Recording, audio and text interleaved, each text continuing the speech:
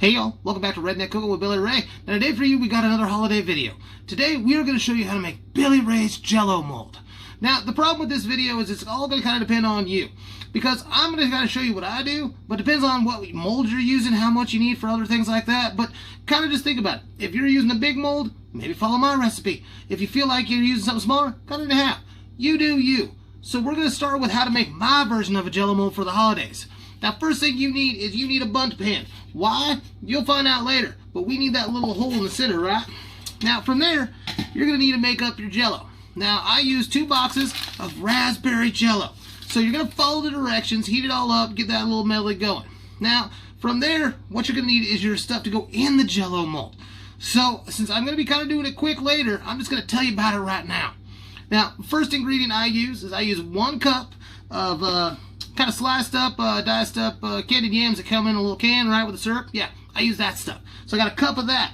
Next, we got 1 can of Vienna sausages, all cut up. Since it's the holidays, you need cookies. So I went down to a local convenience store, got one of them little bag of mini chocolate chip cookies. Yeah, that's what we got here. And the last thing you're going to need right here is you need, oh, come on, smoked oysters. So those are going to be all the ingredients we need to make Billy Ray's Jello mold. So we're going to whip up that gelatin mixture. We're going to pause right back, and we'll be in here in just a second. Now that our raspberry Jello mixture is all ready, we can just go from here. So what I like to do is I start by pouring about half-ish or so straight into my bundt pan. From there, this is when we add our ingredients. So we're going to add cookies.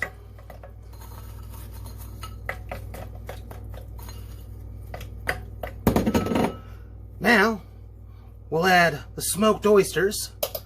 You know, just kind of put them just kind of generally around. Kind of spread out your ingredients. I personally do not like using the oil these things come in for this particular dish, but you can do whatever you want. I don't know what the oil would do to the setting up time, but you know, no venture, no gain. So get all this in there. So we got our oysters in there. Next, we got our 1 cup of the candied yams. Came from a can that we got earlier. So we got that. And then lastly, we got our 1 can of Vienna sausages. Gotta throw that in there like that. And then we just take the rest of the Jello and we fill this sucker up.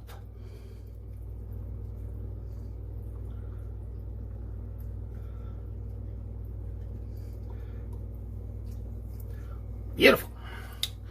Now I'm going to just take this little fork here, kind of stir up and spread around the goodness a little bit, and we're ready to rock.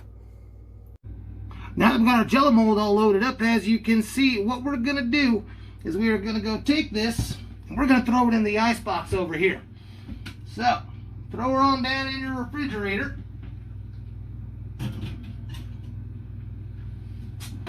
And you want to leave that stuff until it's all set up. Now, according to the box, it says it'll set up in 4 hours. I don't trust that. I always leave mine overnight. So we're going to come back tomorrow. So here we are the next day, and we got ourselves one glorious holiday Jello mold. Not only that, we got the raspberry, we got the cookies, we got the smoked oysters, we got the candied yams, and we got Vienna sausages. But we ain't done yet. No, So remember I told you that the shape was important to me. So I got that little hole there, right? So what we do to finish this off before we put it on the table, we take a can of chili, right? Can of chili. We just slap that sucker in the center because that's going to be one of our toppings. The next thing we do, every Jello mold needs the same thing. You need whipped cream. Yep. Got a little messy, but either way. And then we take our whipped cream there, and I got coconut. So we take the coconut, just kind of dust her on. And you got Billy Ray's holiday Jello mold. So what we do to serve it, take our big old knife, we're going to cut down, get ourselves big old piece. Let's put that down so I can get it onto the plate. Whoop, whoop, jiggly. Dang it. Almost lost it. I don't have a napkin. Pants. Pants are good. So, now we got our little piece of Jello. Take a spoon. Grab ourselves some chili. We just put it on top. And you got one hell of a fine treat. So, take some of this up and the